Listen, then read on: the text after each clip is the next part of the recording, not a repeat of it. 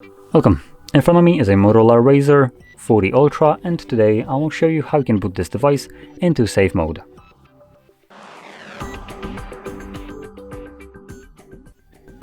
So to get started, you want to hold your power button.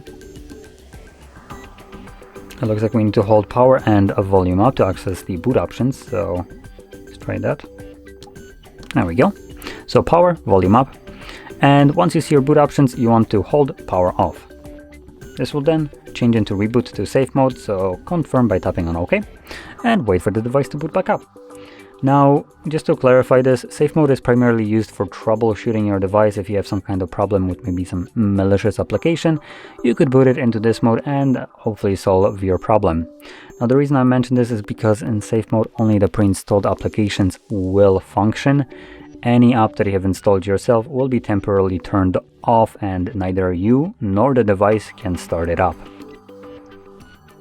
And also the device gets automatically put into airplane mode, widgets don't work, and if you have some apps on your home screen, I believe they will be just grayed out and you can't click on them, or they could be hidden, I don't really know.